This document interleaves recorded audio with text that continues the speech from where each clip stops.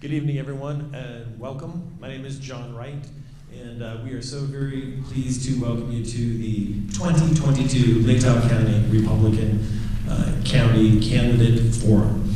So, if you happen to grow up anywhere in America in the government school system over the last 40 years, we wouldn't expect you to know, but the nation's founders actually spent quite a bit of time praying to God on behalf of this country. So, starting with the Revolutionary War, with the King of England, they prayed and sought God's guidance and intervention and wisdom. To the bow shot heard around the world with the Declaration of Independence, which invoked God. And then, of course, the grueling months of that summer in 1786 with the creation of that governing document that's revered all around the world, the Constitution of these United States of America. So tonight, invoking the name of our forefathers, we're going to continue to seek the Lord's grace and favor and wisdom. And Daniel Anderson, the vice chair of the party, will come and lead us in a prayer. And then after that, if you would stand and join us for the Pledge of Allegiance.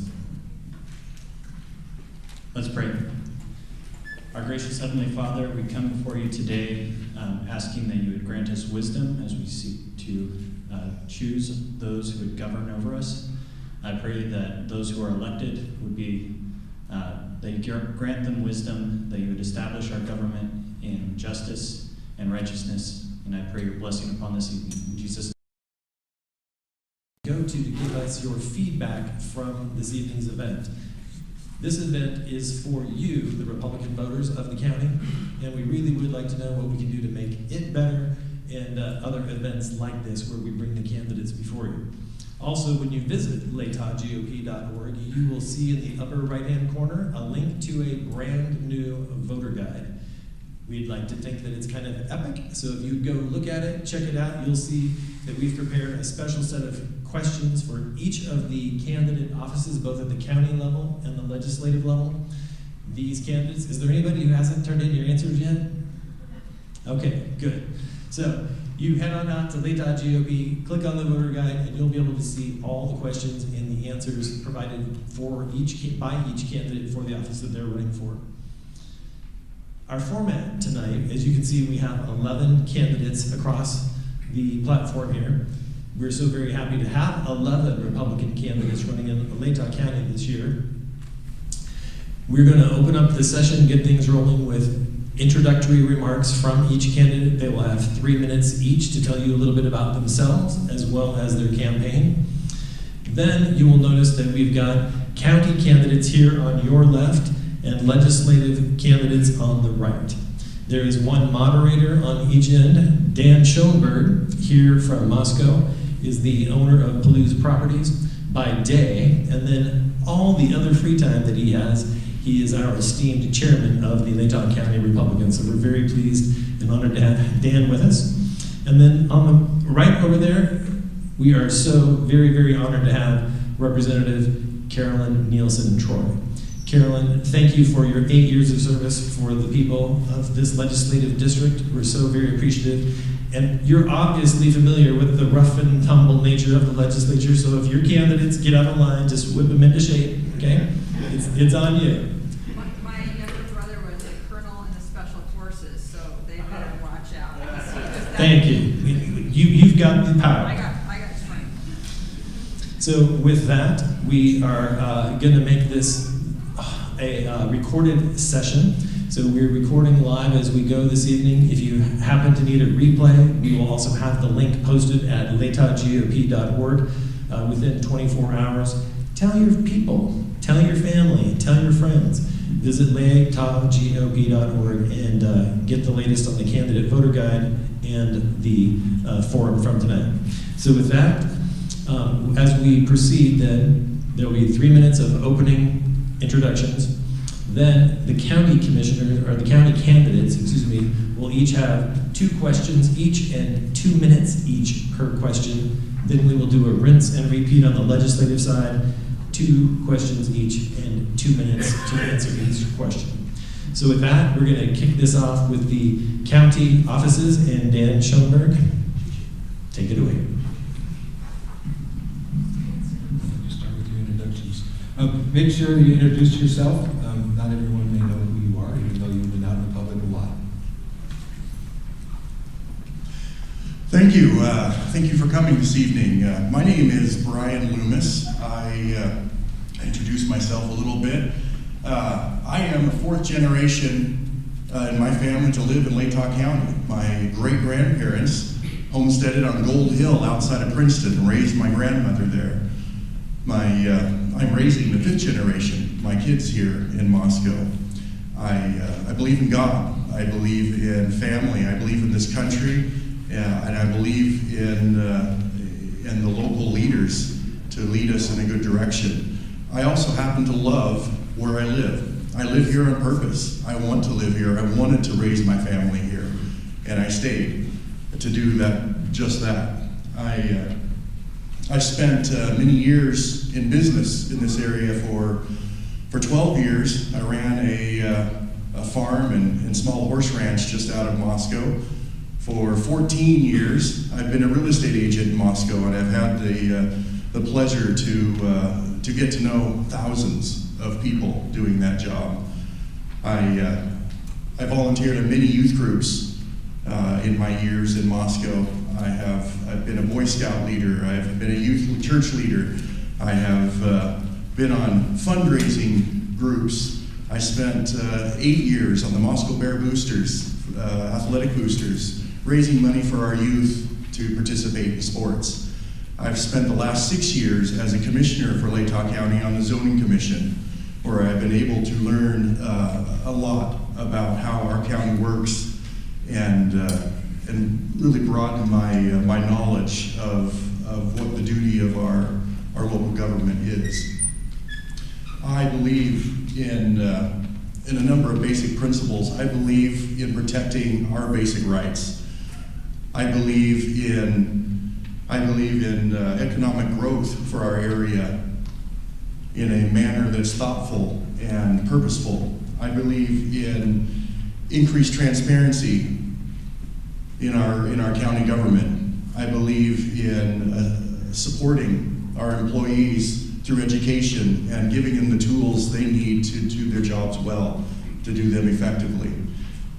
I am running because I want to be a part of the future and shaping of this county. I want my children to be able to, if they want to someday, to move back here and have the options of jobs, a place to live, and still be in the community they grew up in with this amazing character and fun atmosphere that we have while still maintaining the small town. Thank you for your time, and I will pass this along. Hello, I'm Julie Fry. I'm running for Latah County Clerk, and I've been a resident of Idaho my whole life. I grew up in Nez Perce County, didn't venture far, and I came to college at the U of I, and I've been a resident in Latah County for 32 years. I spent 10 in Moscow. In the past 22, I've been out in Troy.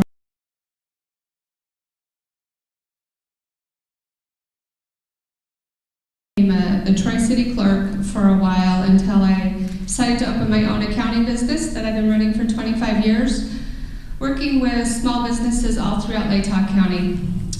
The past 4 years, I've also served as the City of Moscow Treasury Manager. If you're not familiar with that, I balance everything, all cash, everything across all departments for the city. I'm in charge of their debt, I'm in charge of their investments, I work on the audit and the budget. I decided to run for office because I want to serve my fellow citizens, and I care about America, I love this country, and I care about elections, and I want to keep our elections very transparent and full of integrity. And I'm running my campaign on 4 platforms. Transparency, I want to implement that financially because I think the people deserve to know about all the inflows and outflows going out. It's your tax dollars. And also transparency in elections. My second platform is knowledge. I'm coming with many years of governmental and county knowledge, and just a strong desire to provide the best elections we can. I'm also running on integrity. That's a word we're really popping about tonight. That means we follow what we need to do, and we do what's right, even when it's not popular. My last thing I'm running on is customer service. I want to provide very good internal and external customer service. It's important to have good internal service amongst all our departments at the county because we can provide better services across the board. And then it's also important to provide exceptional customer service because we are serving the citizens that provide us the funds. So I look forward to meeting more of you. Good evening. My name is Peggy Gottschalk. I'm running for county treasurer. I've lived in Latah County my whole life. I was born and raised here. I turned 59 this year. As I like to say, I've lived here since before I was born. I always excelled in math and did well in that in school, and I knew from junior high school on that I wanted to go into accounting. So when I got to that age, I attended the University of Idaho. I earned a business degree in accounting, and I've been practicing accounting work for over 35 years. I operated my own bookkeeping business for over 15 years because I decided to be at home and be available for my kids while they were growing up. During my career, I served as treasurer for numerous organizations, and I currently work for Presnell Gage Accounting here in Moscow. I've worked there for over 8 years. Once my youngest was 13, I decided to go back to work. I have a great attention for detail, and reconciling is my best trait, and I have a lot of experience with preparing tax returns and financial reports and providing details to business owners so they can see how their business is working. So I have a lot of decades of experience, so I am going to be an excellent treasurer for Latah County.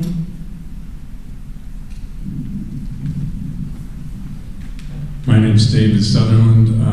I'm running for Assessor. I've worked at the Assessor's office for 4 years, being the Chief Deputy Assessor, also the Commercial Appraiser and Agricultural Appraiser. I decided to run for Assessor because I felt we needed good leadership in the office, and it wasn't necessarily a job that I've always wanted to do, but I see that we need good leadership. We also have, issues. If you all probably live in the county, you know that property taxes have gone up and up and up, and that's the result of values, market value. Because of state law, we're supposed to be within 10% of market value, but at market value by law. And market has gone up and up and up in the county. At the same time, levy rates over a 10-year period have just gone down barely. So we end up with high property taxes. And I would like to be involved in changing that. In the assessor's office, we have to follow the law. So if something needs to change, the laws need to change. We can be fair to everybody about the things that we deal with, but I want to be involved, and work with the Idaho Association of Counties and legislators to actually bring about meaningful property tax reduction. Also, I want to make sure that everybody's, when you come into the office, that everybody's treated with dignity and respect. I think that is really important. It's something that's important to me. If you've ever dealt with me at the office, that's what I do. And just a little personal background. My wife and I have lived in the county since 2009. We raised our kids here and had a place out on Sand Road. We love it here, and we're planning to be here for a long time. If you have any questions afterwards for me, please, come and ask me. So, thank you. Good evening. Thank you all for coming. Appreciate it. The Latah GOP campaign committee for putting this thing on, and all of y'all for taking your time. My name is Carl Berglund. Like Brian, I'm also a 4th generation Idahoan. My mother's people homesteaded in Latah County up in Elmer, and then over in Nez Perce County out at Tammany. So we've been here a long time. Fast forward to 1979, and there's me graduating Deary High School. We actually learned math there at that time. I currently live in Kendrick, Idaho, with my wife Julie, where we raised 7 of our kids. We have substantially fewer children at the house now than we did a while ago, and some less animals as well. So I left Latah County after graduating high school, working the summer, drove down to Kendrick grade and swore I'd never come back. Got on a plane, joined the Navy, went to San Diego, and as soon as I got off the plane to San Diego, from that minute I spent every waking minute trying to get back home. I have joined the Navy, learned how to be a welder. I have been a welder, logger, mechanic, businessman. I'm currently serving in the energy industry as a consultant, project management consultant, where I manage budgets and projects in the neighborhood of anywhere between $50 and $200 million. And I'm running to be your county commissioner because I think you need somebody like that here that can actually do that knows what a budget looks like and knows how to manage it well. Brian stole quite a bit of my thunder, actually. We do need to give our staff the tools they need to produce a work product so that the common citizens, everybody that doesn't have time to actually do a bunch of research on the budget, can do a couple of mouse clicks, look at the budget, see what's there, and ask questions. For instance, we're operating upside down about $35,000 on our solid waste collection. None of y'all knew that. I didn't know that until I looked at the budget, and it took me a long time to find it out. It shouldn't take that long. You should be able to see something like that and come to us with questions and ask why. This is one of the reasons I'm running for county commissioner. The other reason is, again, Brian steals my thunder, is economic development. I'm a big proponent of that. We need to have managed growth, reasonable managed growth, but we are going to grow whether we like it or not. People are moving here, hand over fist, right? And we need to address those things and put ourselves in a position where we can welcome them in and still not negatively impact our own lifestyle. Thank you. Good evening, folks. Thanks for coming out. I'm Dan Foreman. I'm running for District 6 Senate seat. I live in the Potlatch area between Viola and Potlatch. I'm a retired 30-year Air Force colonel and combat vet, retired Moscow police officer, and former state senator for this district. I am not a rhino, I am not a liberal, and I'm not a politician. I'm a Christian, conservative, Republican, and I'm a statesman. Now, the difference between a politician and a statesman is you've all heard the politicians before. They'll tell you what you want to hear, and then they may or may not do what they promised you. I have a track record in the Senate. Check my voting record. I've received awards for conservative excellence in keeping my promises from the Idaho Freedom Foundation and the American Conservative Union. I keep my promises. I think it's important for us to take a look at the last 2 years when we're talking about government and the pandemic situation. Folks, the state government closed some of your businesses, they closed some of your schools, and they closed some of your houses of worship. There's no emergency clause on the Bill of Rights. They did not have the authority to do that. That's a fact. That's a serious issue, and it needs to be looked into. There's too much executive translation, governor interference in the legislative side of things, and that needs to stop. When I get back into the Senate, my number one priority is going to be the Right to Life movement. I will continue to attempt to introduce legislation that bans abortions, makes them illegal in Idaho except to save the life of the mother. Idaho and Idahoans are better than that, folks. Abortion is murder, and we need to stop it. It's a disgrace. Secondly, I'll call for an investigation, and I think the Attorney General's office is the best source for this investigation to look into who did what, why, and to who during this pandemic. We can't go forward on a lie. We have to stop, take a look backwards, and hold people accountable in government, your government, my government, if indeed the Constitution was violated. Also, I will support eliminating the sales tax on groceries. Folks, I'll never ask you for a dime, and I'll never ask you for your vote. Your vote is sacred. But I do ask that you listen to what I have to say, and if it resonates with you, then we can together go to the next step. Now, I know they don't like ripples on the political pond. They don't want anybody to rock the boat. But the boat in the Senate is full of liberals and rhinos. I don't intend to rock their boat. I intend to capsize it. Thanks for coming out tonight.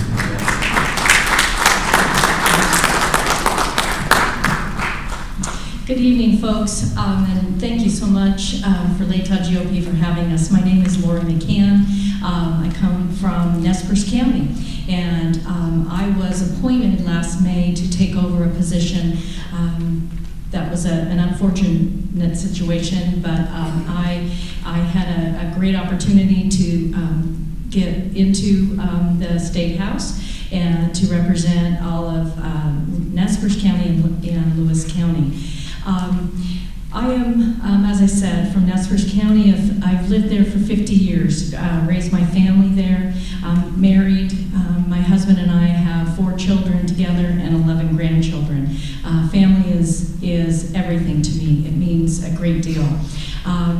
Some of the background I have and the history is I have worked alongside my husband for 44 years to run our law practice. I'm the non-lawyer and he was the lawyer, but together we ran the practice. We have commercial real estate and residential real estate, so I've got a business background, and also in addition to our businesses, we have a cattle ranch. I'm a cattle woman. I drive a Pete semi, get grubby just right down in the mud and the muck with everybody. I do the branding, give shots, whatever it takes to run that business. It's a family business. We run it together with our son, one of our sons, and we all get together. We have a commercial herd and a Red Angus herd that we sell seed stock bulls.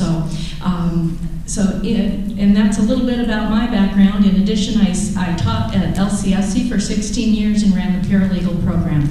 So my education, my business background, and my agricultural background in both ranching, and we manage our timber ground for the best of the ability of the ground.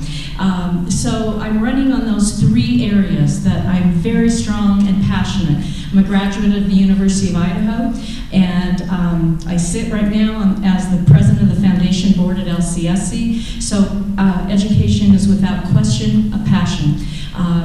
I strongly believe we need to beef up our CTE programs for our kids. We need to start that a little bit earlier, in my opinion, get them in the pipeline as maybe middle schoolers so they can see what's out there. So education, business, and agriculture. If we have stronger in all 3 of those areas, so stronger business, stronger education, and stronger agriculture, I believe we'll have a stronger District 6 and a stronger Idaho.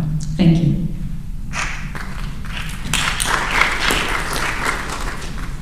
Good evening. My name is Jen Seegmiller, and I am running for District 6 Senate seat. I've raised 6 children in Moscow. My husband and I moved here. He works for the university as the director of the WAMI medical education program.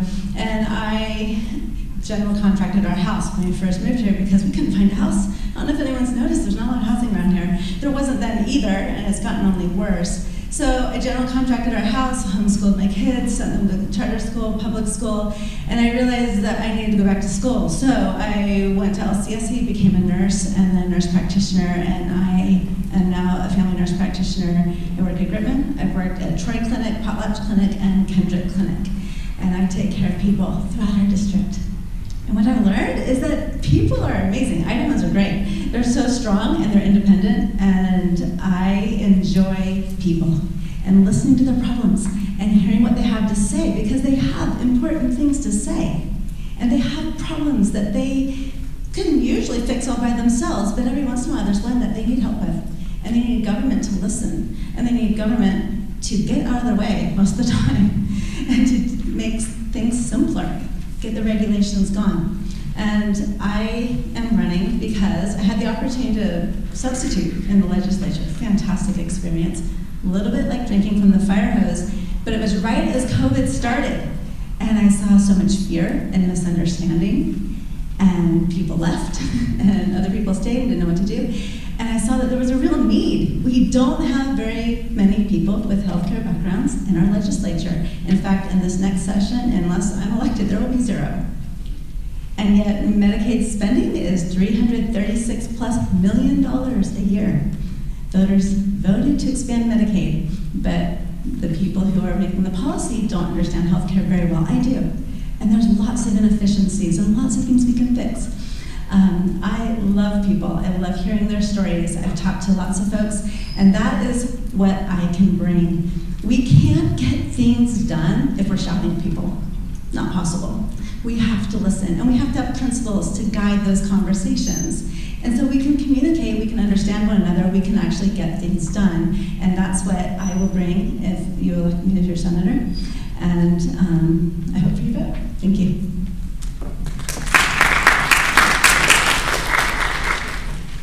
Hello everyone, I'm Claudia Dalby and I'm running for State Representative of District 6. My story is a little bit different than some of the other candidates here. I was born in communist Romania in the early 70s. My dad and I escaped when I was about 7.5 years old, and we ended up in Yugoslavia. From there we ended up in Austria, from where I was, me and my dad were sponsored to come into the United States legally by a church there. During my time in Romania, I got to witness indoctrination, and I got to see many things that I would really not want to see here in our beautiful country, in our beautiful state. After coming here to the United States, we moved from California to Oregon, and that is where I met my husband. He joined the military, and I was a military spouse for 28 years. I homeschooled all 3 of my children. I got my bachelor's in psychology during that time. I got to travel from the East Coast to the West Coast during that time, and overseas. It was a beautiful experience. I learned a lot. I stand here in front of you because I've got a deep passion from everything that I've seen in our schools, and my mission is to fight for our freedoms, to fight for the parents, for school choice, and to fight for limiting or simplifying our government. I have seen way too much in my youth and experienced way too much indoctrination, and looking at CRT, SEL, and other transsexual indoctrinations. I do not want indoctrination in our little minds and our little children, the future of this country, to go any further than it already has. I really would like to emphasize how important it is to vote on May 17, and I thank you all for showing up. I'm Claudia Dalby. Thank you all.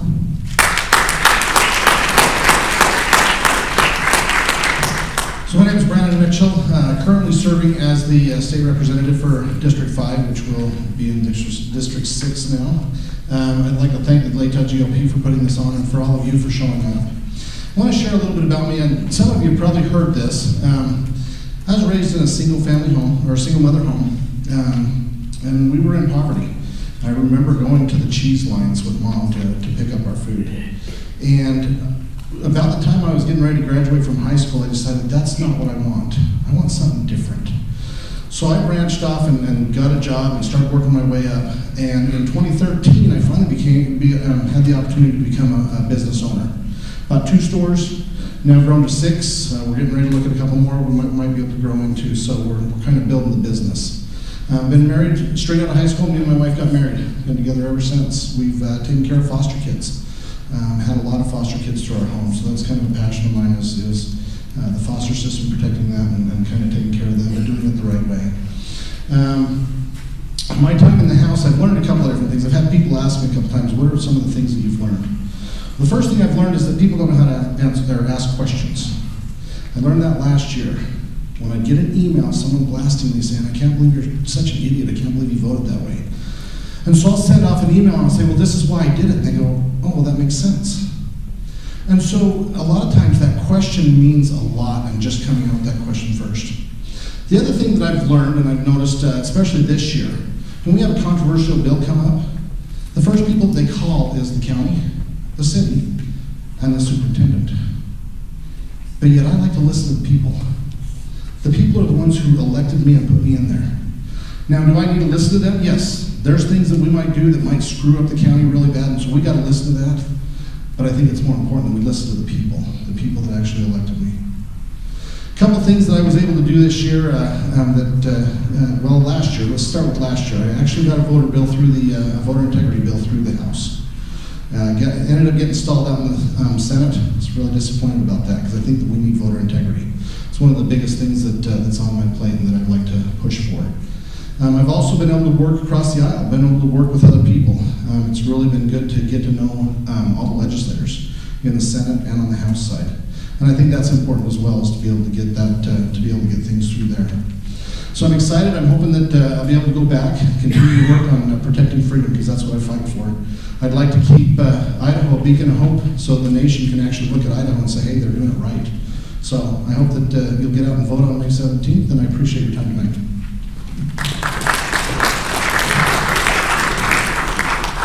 Well, thank you for being here. Thank you to Latah GOP for putting this on, and I'd like to thank my wife for putting up with me doing this. It's not easy on family. My name's Robert Blair. I'm running for District 6 Senate. I'm a 4th-generation farmer in the Leland area. If you know where that's at, it's just between the Potlatch and Clearwater rivers. And if you remember the 2 fires last year, I was right in between those and helped fight those. I've grown and worked in the area my whole life. I'm the only Senate candidate that has that background. I'm a U of I graduate. My wife is an alumni. Our oldest son is an alumni, and our youngest son will graduate next weekend.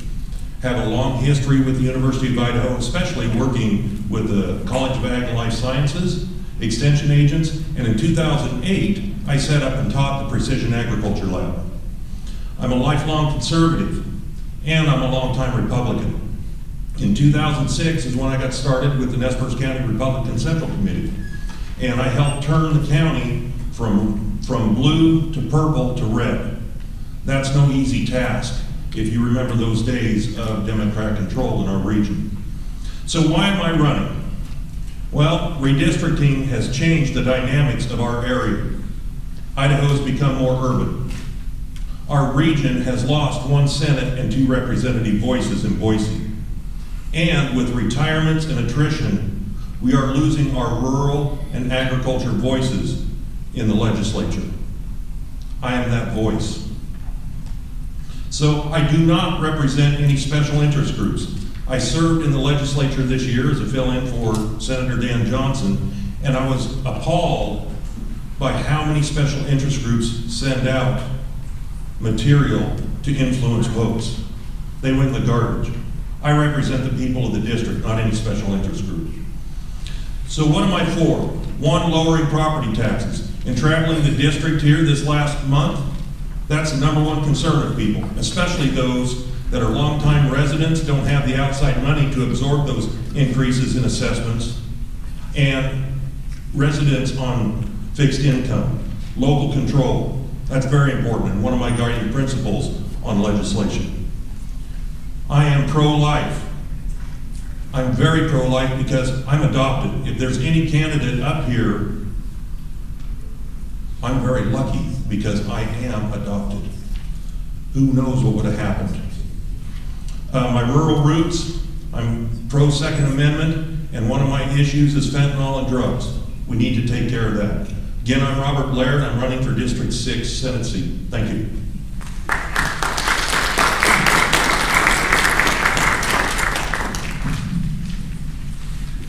I'm impressed they all stayed under the 3 minutes. It was very, very good.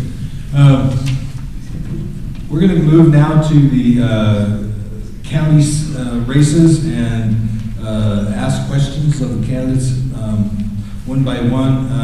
We're going to do it alphabetically, so we're going to do assessor first, and then we'll do the clerk, commissioners, and then the treasurer. So, Dave, you're in the, well, I was going to say the hot seat. You can stand up and be on a hot plate or something. So the first question is, what is the key to success when communicating with the public? I mean, that's a major aspect of what your office does. Yeah, I think that's a really important aspect too. I think the first thing is understanding. Coming into the assessor's office isn't fun. I remember when I didn't work at the office and I didn't really understand what they did either. And I remember being upset and having to come in, and ask questions and being upset. And so I think understanding where people are coming from maybe when they come in. I'm not saying everybody's upset or should be upset when they come in, but I think that is the real key to putting myself in other people's shoes and then being able to treat everybody with dignity and respect that they deserve. And that's one thing I want our office to be the best at, so that everybody has the best experience possible in the assessor's office. All right, question number 2. What in your view are the most important responsibilities of the county assessor? I think that probably the most important responsibility is following the law. Also, in that law is the respecting the property rights of others. I think that what you just asked the most important one, so I don't need to go through them all. But I think following the law is something that is harder than you would think sometimes when you're doing all kinds of things like we're doing. I mean, we have many things going on at one time, so we're having to constantly look at the law. Are we doing what the law says? Are we doing everything we can for people without going outside the law? So, thank you. Yeah. Before I move to the next question, just so everybody understands what's taking place, and we've got a little bit of time that David didn't take up. We've allocated 2 minutes to each answer from each of the candidates. When we do all the timing calculations, and if everybody takes their time, this is going to run about an hour and a half. So if you think we're shorting them on questions, it's really more about your time. We do invite you to go out to the LatahGOP.org website. There's a voter guide there, and each of the candidates have answered questions specific to the seat that they're seeking, and most of them have 8, 9, 10, 11, 12 more questions that we're not even covering tonight. Julie, describe how you create, present, and monitor county budgets. So, working at the city of Moscow, our current budget is around $100 million, and the county budget is $25 million. So I feel like I would have a good handle on dealing with the county budget, and I really like the way the city of Moscow budget is modeled. We use a spreadsheet system, and we have a lot of detail built into our budget, so people can come in and they know where those line item dollars are going. So I would like to bring those aspects over to the county. I would also like to provide more tools to help people do their jobs a little easier, make the budget process more streamlined, bring in the departments so everybody's well trained on budgeting. When presenting the budget, I would definitely want to present the budget to common knowledge, not make it a complicated process, but bring it about so that everybody can understand and also encourage citizen input. So we'd also want to make sure that we're sending out more notices so people are more informed so that they can be involved in the budgeting process. And then as far as monitoring the budget, that would be, I'd like to also have a spreadsheet system with each department keeping tabs and tracking their budget. Obviously be following up with them. I would also like to publish monthly reports to the county website so that the citizens can see where we're at. All in all, I just want to bring a lot of transparency.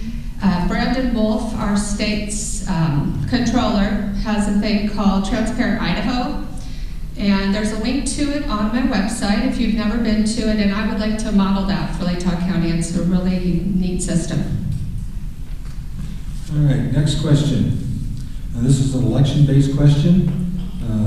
Within the constraints of state election law, we're a party of law and order, what additional election integrity procedures would you establish in Latah County? So this year in the legislature, the House worked hard trying to pass election integrity with student IDs, absentee ballot drop-offs, not the drop-offs, but like who can deliver them, drop boxes, but those were all killed in the Senate. So we have to just continue to work with the laws that the legislature puts forth.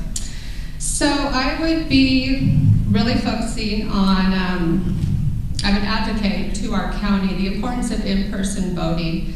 Absentee ballots used to be for those, it was rare, and for those who needed them, and I believe in them, but I think they should not, I think we should promote the vote in person. I would also like to bring all parties in to keep the process transparent. So if we have all parties involved to calibrate the machines for absentee ballots, signature verification, ballot counting, a lot less questions in the end. Everybody feels they're part of the process. I would also focus on making sure all residency requirements are followed strictly, so just keeping a close eye on those. Always keeping our voter rolls clean. That's a very important part of election integrity. And a huge one is I would not accept any outside private funds or grants. Elections should only be funded with public dollars. In the 2020 election, the Center for Tech and Civic Life gave millions and millions of dollars that left out in people's minds. But Idaho took money, but we can be proud to say that Latah County took $0. So it was completely funded by public dollars, and I will make sure that we keep doing that. Okay, I'm done. Thank you. Well, we're moving on to County Commissioner. I think it just handed to Brian, so it looks like he's next. Thanks, Julie. All right, and just a note on County Commissioners. Carl, would you stand for just a moment, too? These two gentlemen are not running for the same County Commissioner seat. They are running for separate seats in the county. And so if you look at the two, you're not going to have to choose between the two. You don't have to choose which one looks better and which one doesn't. You can just... Carl has the best hairdo. There you go. So there are two separate seats. They'll both show up on the ballot, and in the Republican primary ballot, then you'll have an opportunity to vote for both of them. So first question for our County Commissioner. What is your vision for Latah County, and what changes would you advocate and why? We, as a county commissioner, we have a unique position in the county as there's three of us.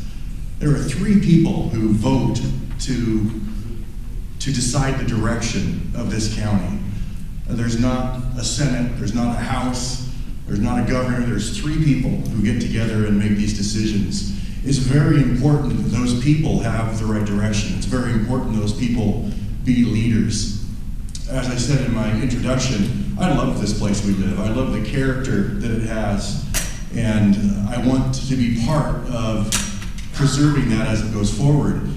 But we have challenges coming down the pipe.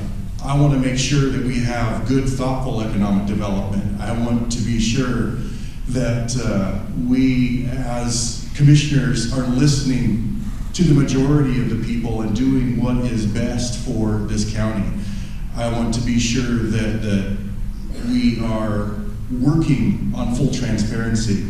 I know that a lot of, as in the budget, the duty to put that out to us falls on one person in our county.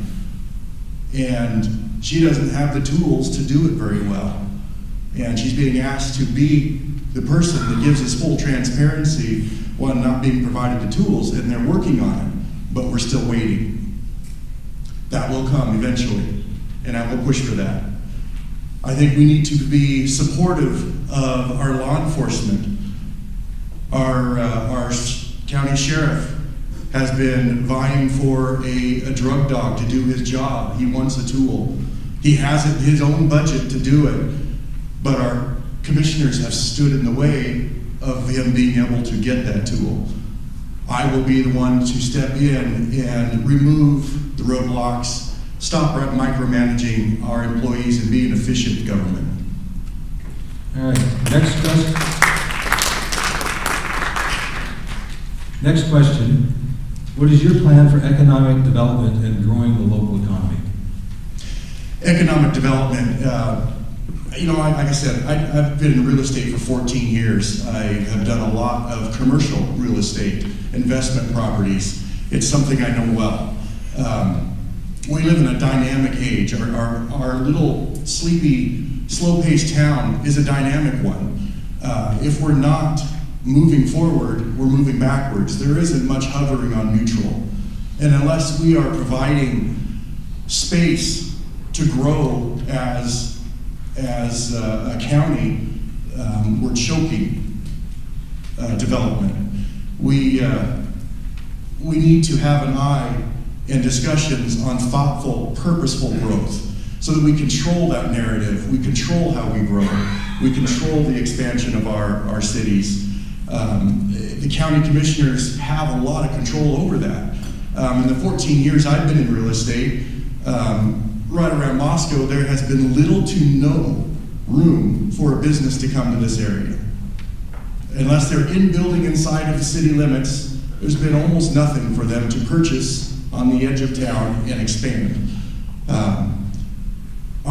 We have a number of groups in the area, PEP, Partnerships for Economic Prosperity, being one of them, and our city of Moscow and other strategic partnerships, even with Pullman, gathered together to get Schweitzer Engineering to come to our area, and Schweitzer Engineering kicked the door open for economic development. They have provided the emphasis that we needed to move out a little bit. Now it's on the commissioners to sit down, make a plan, have a comprehensive plan that's not prohibitive, and plan out what they want it to look like so that it can be something good for our community, maintain our character, maintain this beautiful place that my kids can come back to in 20 years and love raising their family here. Thank you. Thank you. Carl. Yes, sir. We're going to do the questions in reverse order. Okay. Just to mess with you a little bit. So what is your plan for economic development and growing the local economy? Okay, well, let me tell you what I have been doing. Since I made the decision, or since my wife told me I was running for county commissioner, I started being proactive in seeing what we could do about economic development, realizing that if we're not growing, we're dying. To that end, I have been engaged in multiple conversations with a couple of different companies. One that, if this endeavor is successful, I've been working with our real estate agents, some state legislators, and the businessman himself. If we're successful, we'll bring about 200 jobs, right? High-paying jobs, good, high-end blue-collar jobs. The next one is there's a company that's been actively trying to get business going here for over 20 years. We've been engaged in conversations with them, and if we think that they're just about ready to crack the nut, and they told me that within the next 8 or 9 months they should be ready to put shovels in the ground. So that's my vision for economic development. We're going to bring people in here that's going to bring us some good jobs and cause some good economic activity to go on in Latah County. And then, what is your vision for the county, and what changes would you advocate for, and why? My vision, the Shire, right?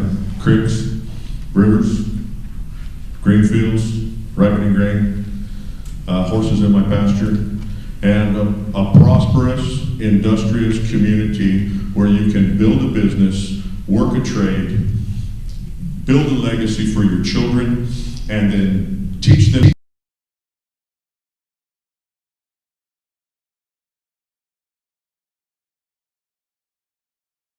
the same thing without getting taxed out of your home. That's my vision.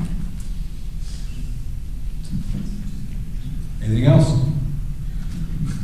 That's it. Thank you. I'm out of time. All right.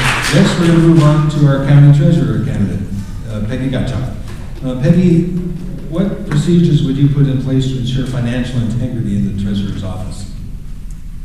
Before I answer that, I would like to explain some of the duties that the treasurer is entrusted to do.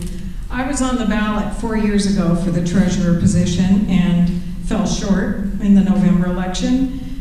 But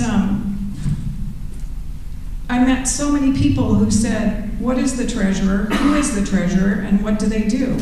It's a behind-the-scenes position, and you don't see this person because the treasurer performs a duty that's legislated, and you follow the laws and the rules.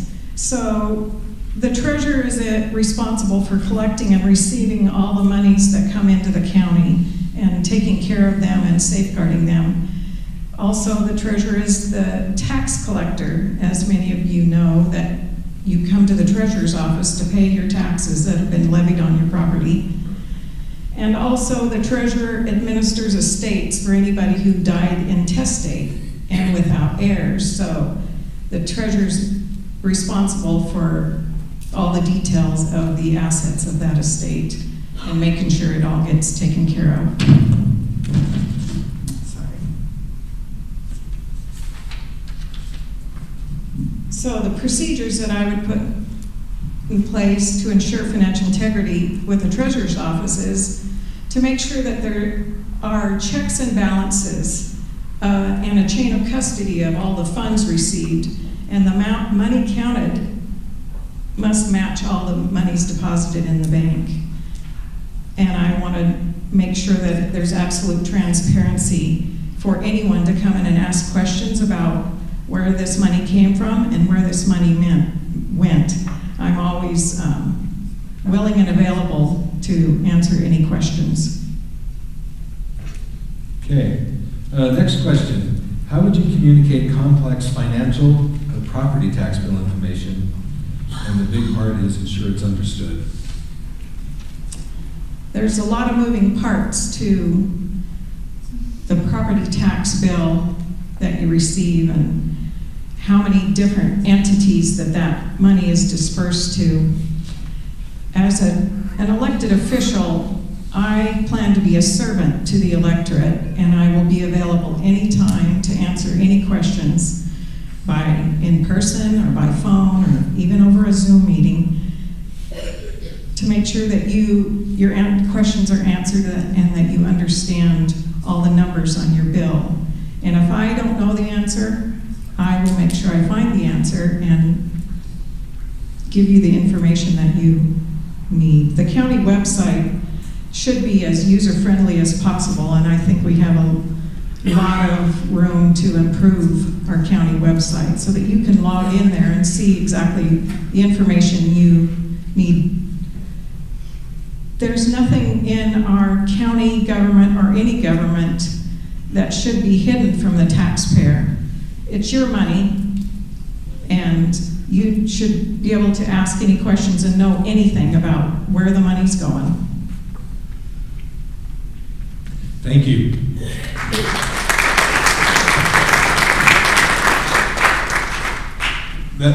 That completes the questions for our county level candidates. I'd actually like to ask all 5 of you to stand.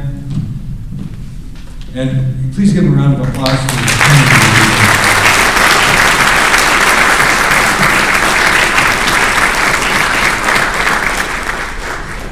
Have a seat. We're going to turn time over now to Carolyn Nielsen-Troy for questions for our legislative candidates. And I don't know who you want to start with. Let's start down here with Robert. And we have a similar strategy for the legislative candidates. They each are getting 2 questions. There's 3 Senate candidates and 3 House candidates. And I'd like the Senate candidates to go first, and then the House members go second. And first of all, I would like to say it takes a tremendous amount of courage to run for office. And courage not just from the candidates, but from their family. And I commend all the candidates that are here tonight and appreciate so much your service. I ran 4 times. It was equally painful every single time. And I'm the happiest person up here because I'm not running again, but I do appreciate everybody else running. So the 2 questions that we have for the state Senate candidates, question number 1 are, what are your top 2 state or legislative policies that you would champion if elected? And then the second question is, what is your opinion regarding election integrity in Idaho, and what changes would you propose? All right, thank you for those questions, and I want to thank you for your service to our area. She has done a very good job.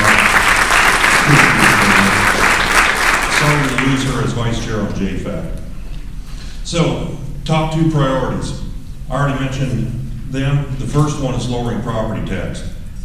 Everywhere I go, from Nez Perce to Potlatch to Beauville to Camion, lowering property tax is the #1 issue people are concerned about. Rising costs of housing coming in and people getting price out of their homes. We need to find creative solutions. The second one is pro-business. And what does pro-business mean? Well, we need strong infrastructure. We need roads, bridges, airports, dams, broadband, in order to function and compete in a global society right here from Latah County in District 6. Strong rural and land-based businesses. I will fight and continue to be a voice for agriculture, forestry, that is the recession-proof industries in our state. We need common sense and smart education. We need a good, educated workforce to compete in today's society. We need CTE, career technical education, because not every kid is going to go to a 4-year institution. We need welders, plumbers, electricians.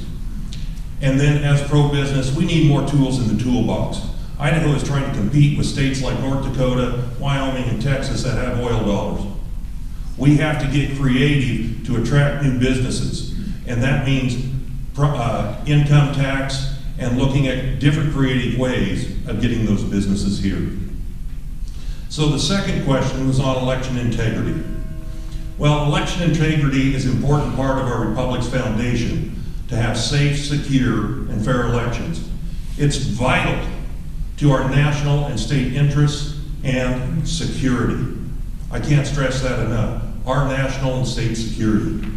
The election process needs to stay in state control and not be handed off to the federal like we're trying to see movements done now. But some steps we can take on to ensure integrity is 1, require voter verified ballots or records for every vote. Verified. Require verifiable photo ID at the time of voting. For me, that means having the same tools that look at IDs that the Department of Homeland Security has at airports. Why don't we have that at our polling places to check the IDs? Need to update and protect voter registrations. They need to be updated and kept at the moment. We need to increase cybersecurity from foreign and/or domestic attacks. We need to better track new registered voters who have signed up within 90 days, not just 30 days, 90 days. That's important. And these voters, I think, should vote in person and not absentee. And then we need to work with the Secretary of State to ensure Idaho is doing everything it can to make our elections safe and secure. So another part of this is we've got to secure our borders. We have people coming over that can influence our elections, that are getting IDs, and we need to make sure that those IDs are verified at the time of voting. So with that, thank you, and be able to answer questions afterwards.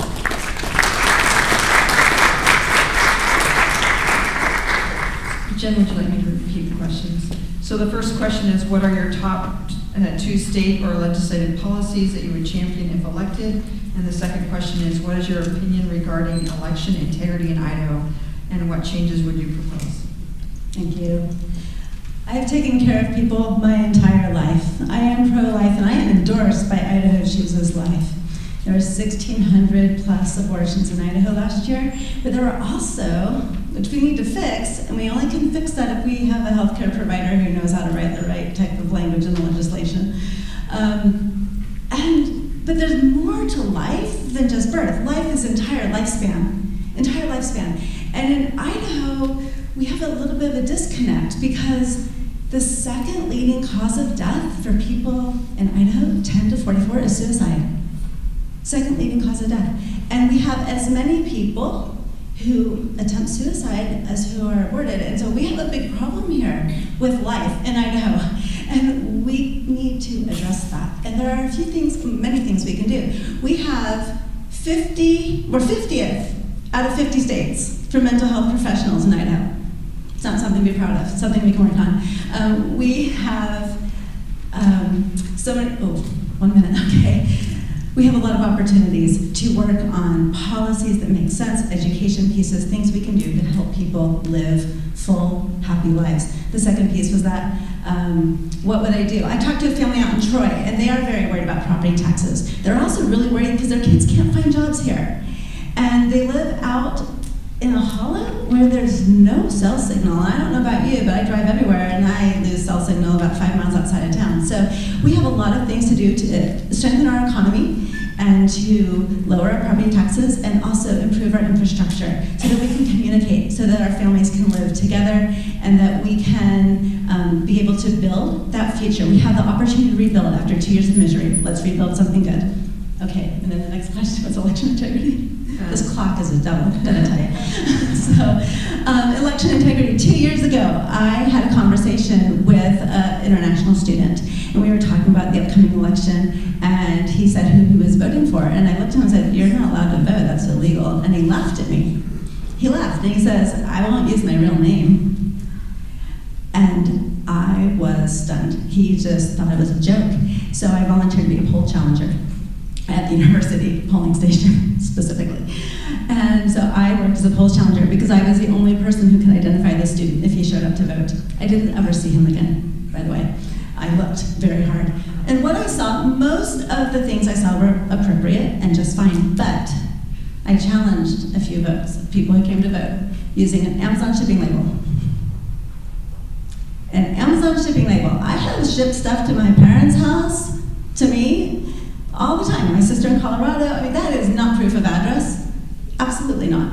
And I challenged it, and the poll judge said, "Oh no, that's allowed. I'll take a DoorDash receipt, I'll take a gym membership." And I was like, well, that's not proof of residence, that's not proof of citizenship, and that's not proof of identification. So we have some work to do. And we have to ask, really, and this is going to make it a little bit silly here, but is our vote worth more than a fish? And let me explain. To get a fishing license in Idaho, you have to show government ID. You have to have lived here for 6 months and have proof of address. So our vote in Idaho, our policies are showing that we value our votes of our citizens less than a fish. We have work to do.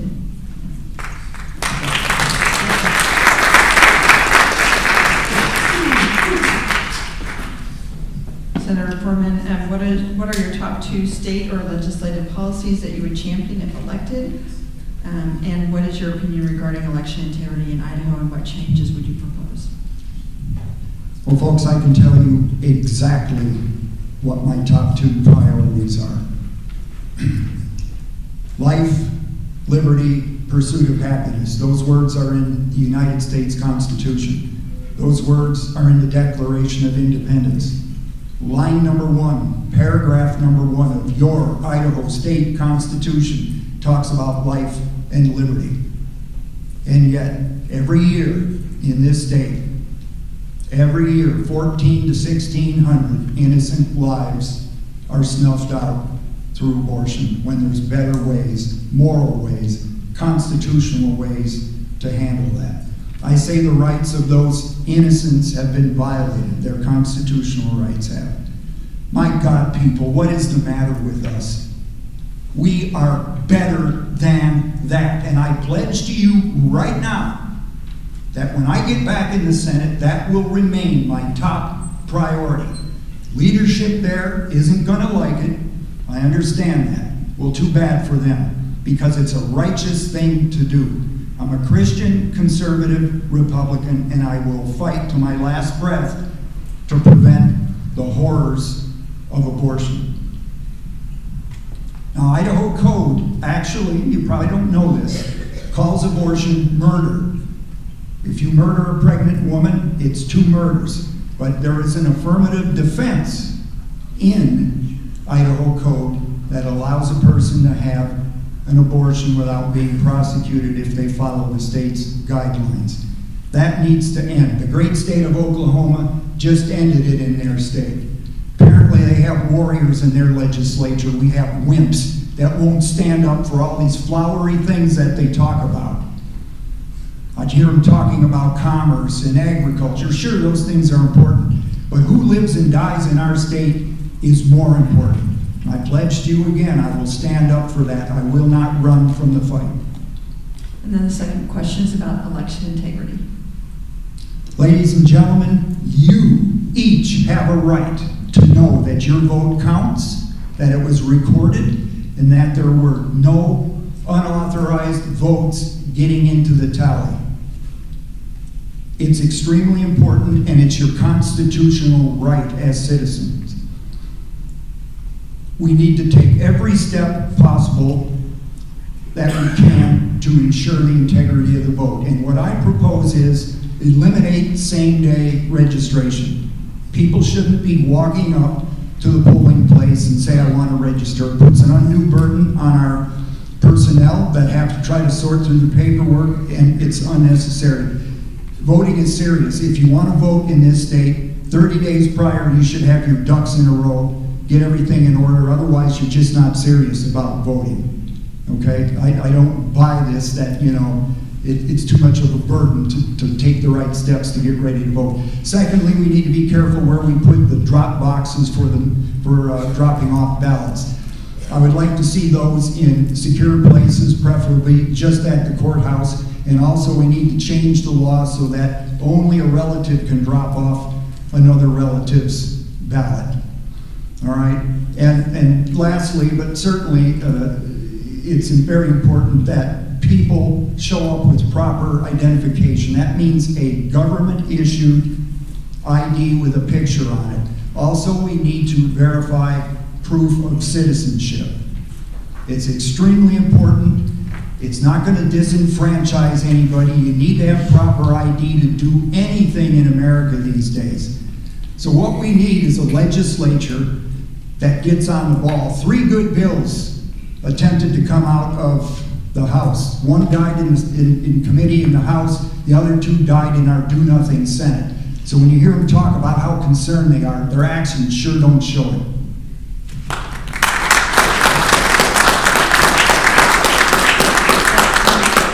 We'll start with Representative Mitchell. So we have two similar questions, but so Representative Mitchell, what are your top 2 state or legislative policies that you would champion if elected? And then the second question for the House members are, following the general election, you will join other representatives to vote on House leadership. What qualities do you want to see in the new House leadership? And it's amazing that I can even read that because I don't have my glasses on. All right, so we've already discussed one of my top priorities, and I've already started on that, and that was voter integrity. I think that it's important that we fix some of the issues that we have here in Idaho. One of the issues is on same-day registration. Now, the Supreme Court has ruled that if we get rid of same-day registration, we have to go to motor voter. Don't want that. However, one of the problems that we have with same-day registration is I could walk in with my scuba diving card because it has a picture on it and an Amazon box and verify that's who I am. When I was out in Boise, I was out there for 3 months. I was legal to vote out there because I'd sent Amazon boxes to me. I could have legally voted in their elections out there. That's the problem we have. So I ran a bill last year to fix that problem, get back to government-issued IDs, and to get back to something that actually says you're a resident, something like a utility bill, not a cell phone bill. We were very clear on that. So that's one of the things that I'll continue to work on. I actually did a little bit more on that this year, and we did get it passed, and the governor did sign it, and that was to add the USA designation to the driver's license. So when you go get your new driver's license after January of 2023, you will have the option to put your USA designation on it to use it for voting, to verify that you are a citizen. The other one that I want to work on, that I started working on this year, was actually, the pandemic opened up a lot of doors and windows for us to see through. One of the biggest problems we have right now is we have voter fraud going on all over the nation. Or not voter fraud, excuse me. We have, I gotta hurry now. We have unemployment fraud. People are getting unemployment checks that are in jail. People are getting unemployment checks in Washington and in Idaho. So we started a bill and got it all the way up through, almost through the House, and then it kind of stalled out. So we've been working with the Department of Labor to get that fixed. That's one of the things that I'm going to be focused on next year, is to get that taken care of. And that's one of the first bills that I'll be doing along with the voter integrity.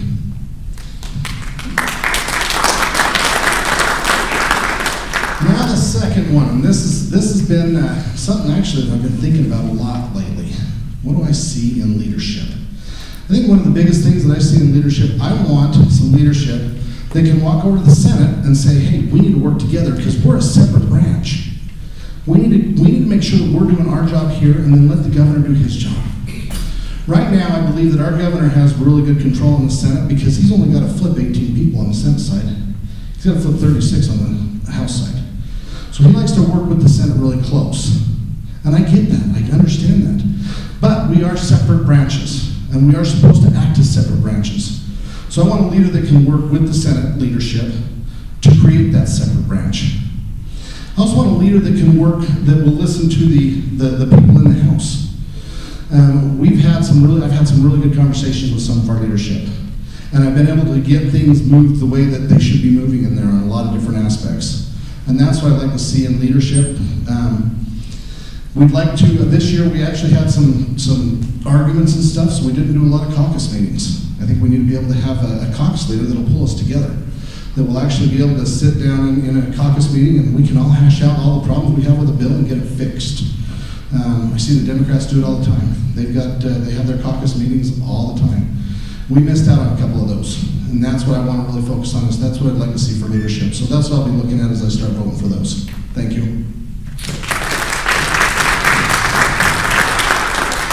Would you like me to repeat the big here? Next.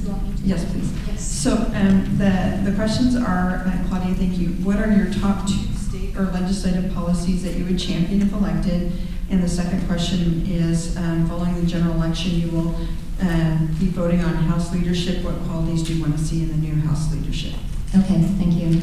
So on the 2 state legislative policies that I would champion if elected, one is the school choice that I talked about.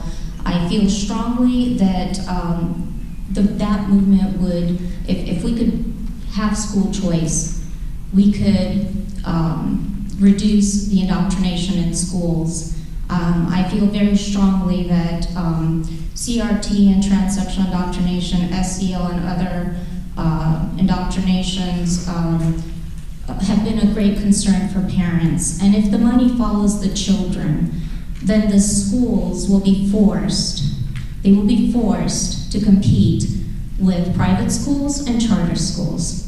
And the second one is I would like to investigate the pandemic, investigating the emergency powers during the pandemic, the federal money that was used, the public health policies that were implemented during the pandemic, all the lessons we've learned from the pandemic that we could take and formulate legislation that would make the American citizens stronger so that they can execute their constitutional rights in the future when we all know there's probably going to be some type of emergency.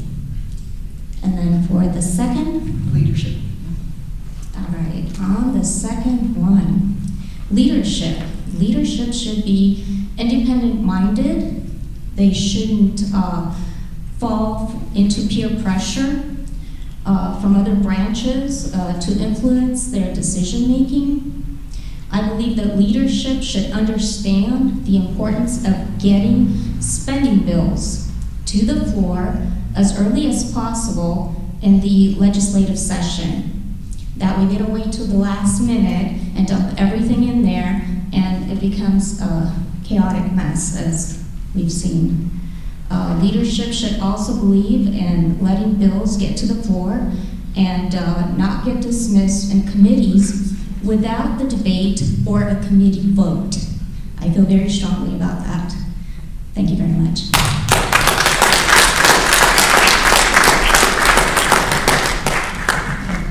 Representative McCann, what are your top 2 state or legislative policies that you would champion? And the second question is, what qualities would you want to see in new House leadership? Okay, thank you. So there were a lot of things I came up with, but when I said to you that I believe in education and passionately believe that our career and technical education should be in the forefront.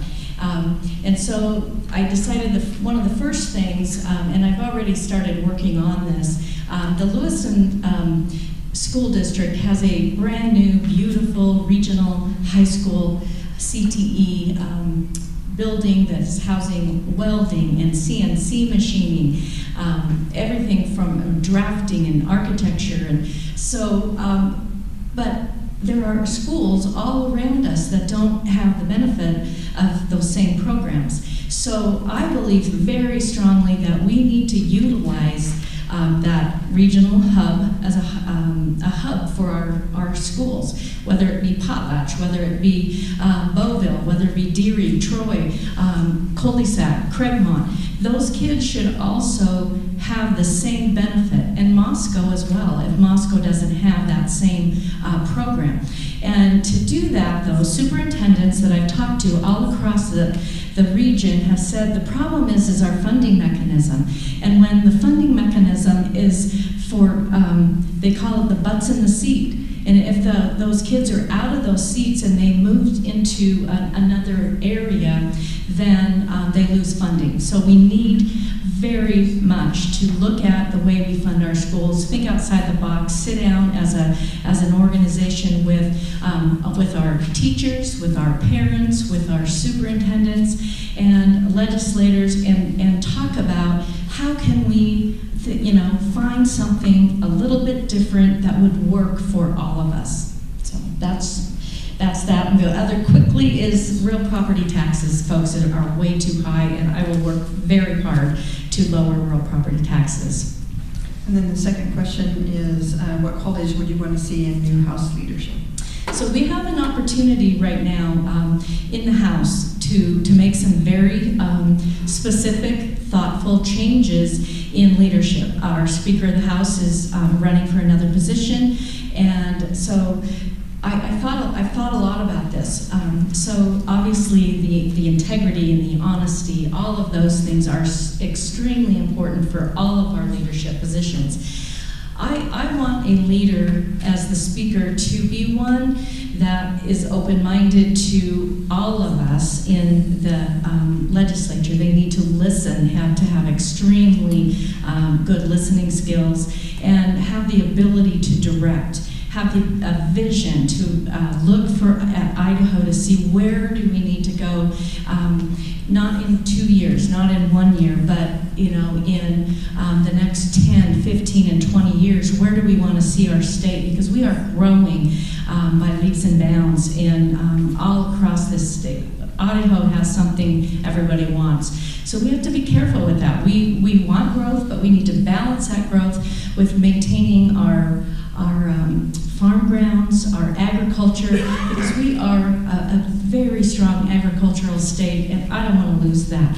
So I need a leader, in my opinion, that will fight for those Idaho values and be there for all of the people. So I think it's a golden opportunity for us, and I look forward to getting back to Boise so that I can be a voice and champion those issues along with leadership.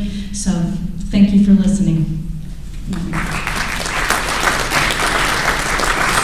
So members of the audience, just to be aware, there are three candidates for the Senate, for one position in the Senate, and 3 candidates for 2 positions in the House. And so perhaps we'll have the Senate candidates stand up and one last time, and then we'll have the House candidates stand up. So these are the 3 Senate candidates.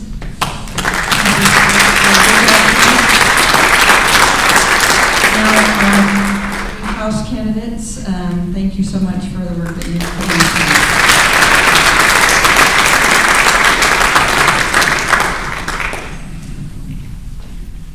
All right, audience, so if you would please join me in one final big round of applause for all of our candidates tonight.